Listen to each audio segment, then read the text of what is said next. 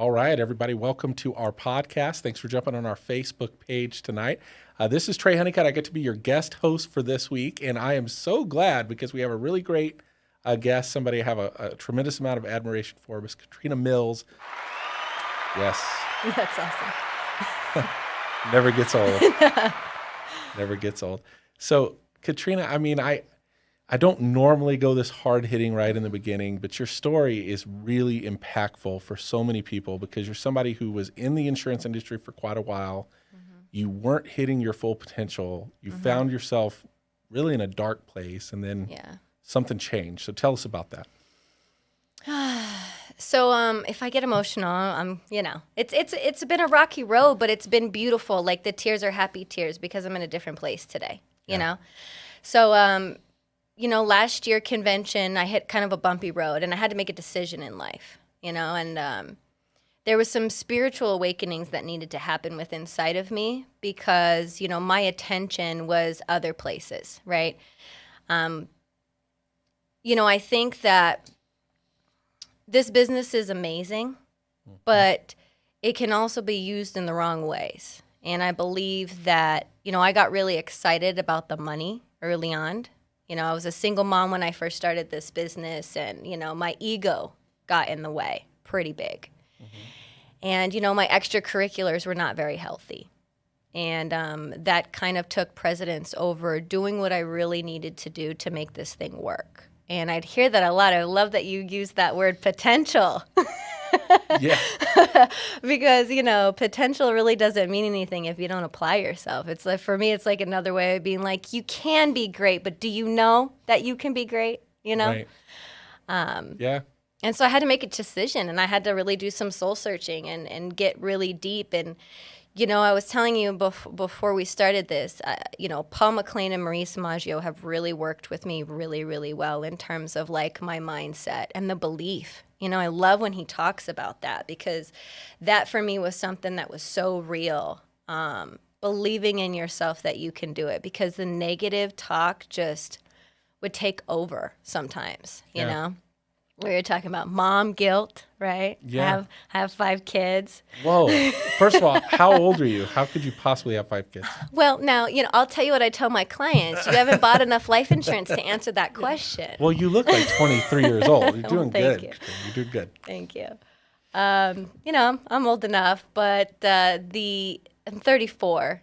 So, between me and my partner, we have 5 kids. And when I first started this business, like I said, I was a single parent, and they were so used to me, just kind of doing whatever mom wanted to do and not actually working, that it gets to a point where they're like, well, what do you mean you got to work now? Like, no, you're supposed to be here with us. Well, what about my softball practices? And what about this? And what about that? And in a way, you get this negative talk, right? Like, I'm not good enough on this side, and, what's more important. And, I'm constantly trying to grow, so I'm always listening to podcasts. And there's, like, not a training I miss because there's always something. And sometimes it's repetitive, but that's when I needed to hear it. They say when the student is ready, the teacher will appear. Right. And I really love that. And it was actually Rochelle Nilsson that talked about it in the convention. I just used this. She's like, I had to get my kids together and sit them down and like help them understand the game plan. That changed everything at home. Amen. It does. Yep. And to be able to bring them in and make it more of a family instead of this is what mom is doing. It's more like this is what we are doing. Right. And this is what we're trying to accomplish as a family. I think that's definitely been able to help me now propel and do those necessarily daily activities that it take to make sure you can build this business and not just use this as a hobby. And I think that's what I did for such a long time. Right. Well, what's fascinating about what you just said there is like it made you a better parent because you really have to ask yourself at some point, like, what my kids are watching, like, what am I teaching them? Did you have that conversation with yourself as well? Mm-hmm. Of course. And that totally made a difference. Mm-hmm. And I appreciate also, people are listening to this and they're thinking, family first. And it's putting the families of the clients first. It's putting the families of the agents first. but understanding that we are a family first. When you had, Rochelle and Paul and Marisa and everybody pouring into you when you were in a time of struggle, not judging you, not condemning you, not piling on guilt upon guilt, and you should be doing this and you should be doing that, but really treating you like family, like they loved you. And that made all the difference, right? Yeah. They believed in me when I couldn't believe in myself. Here's where the emotion kicks in. Yeah. I've come from other organizations where they want to scream about their culture. Mm-hmm. And I think the one thing that I really love here is that we don't scream about it because you can feel it. Yeah. Because people just do the right thing. That's just kind of like what they do. Right. And it was proven to me, I was one of those agents that came in here, right? I thought I knew everything. I didn't want to leave what I knew behind. Right. And I had to trip up on that stuff a little bit. But Marisa and Paul, everybody was just so patient with me. Andrew, I'm not even on Andrew's team, and he has mentored me so much just by being in this office with him, and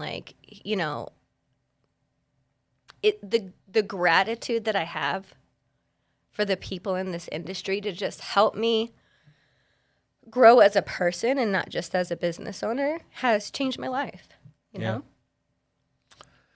I almost got you. You did get me. Dang it, I was doing so good. Well, happy tears. Well, that's for sure. So, well, gosh, that almost got me. I'm lost for words now.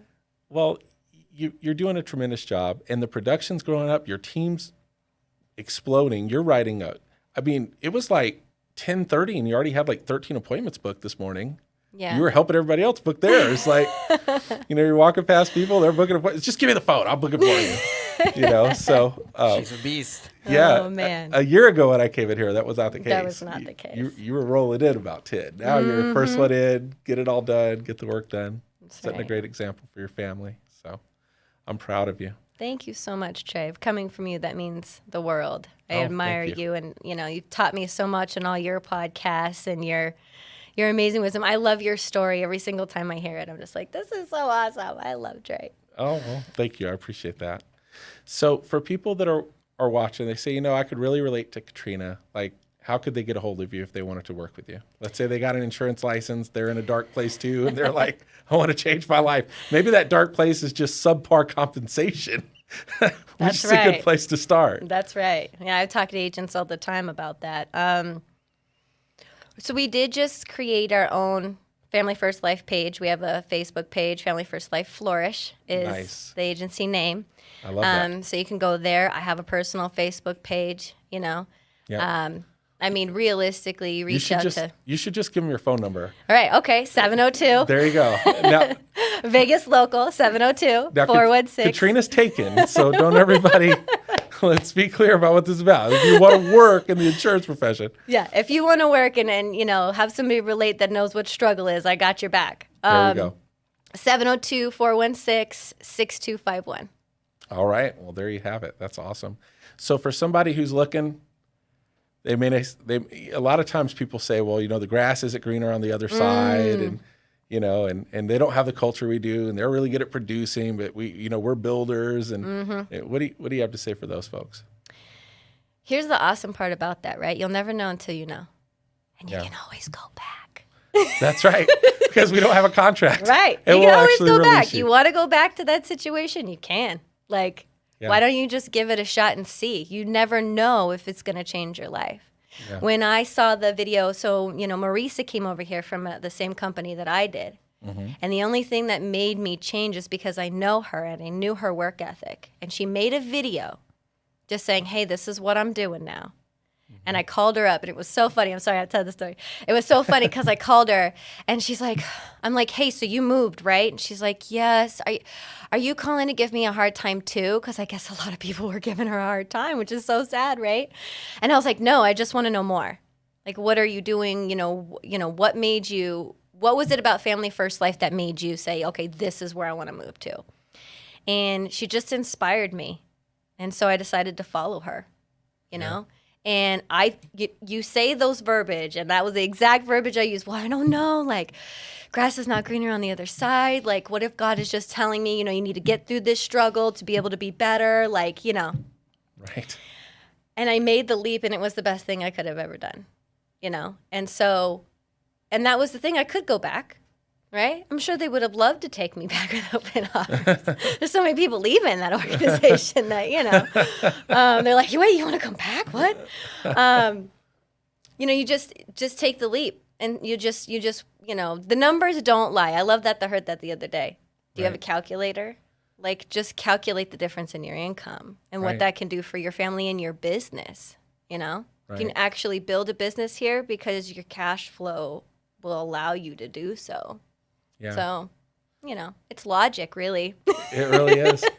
And it's weird when you start talking about money because they're like, oh, that's, you know, I had this poor connotation about money, like having money was a bad thing. And honestly, were it not for the people at Family First, I'd still have that because what I saw here was people that had money that didn't flaunt it. Oh my gosh. That did a lot of good things for people and didn't rub it in everybody's face. I know, it's mind-blowing. I'm not used to that either. No. I mean, I remember being part of a sales organization in my 20s where if somebody made like $100,000 a year, they had a bodyguard. You know?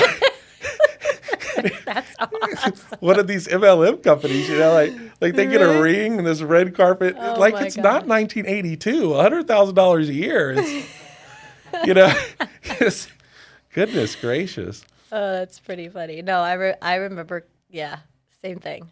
That's all they did was flaunt their Bentleys and their Rolexes and like come in here and I'm like, so Andrew Taylor, so like you have like the fastest growing agency, but you drive a Nissan Maxima. Right. Like what's the catch? And he's like, no, I just pour it all back into the business. And that's the important part about the money, right? Yeah. We're running a business. We can now hire staff.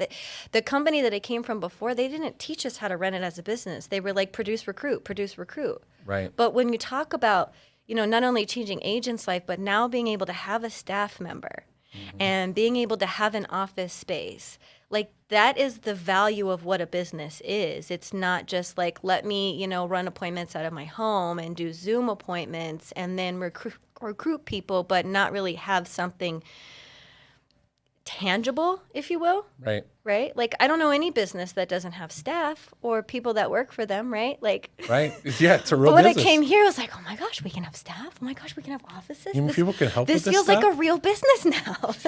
That's what the comp is for, is to be able to help you build the business. That's why the money is important.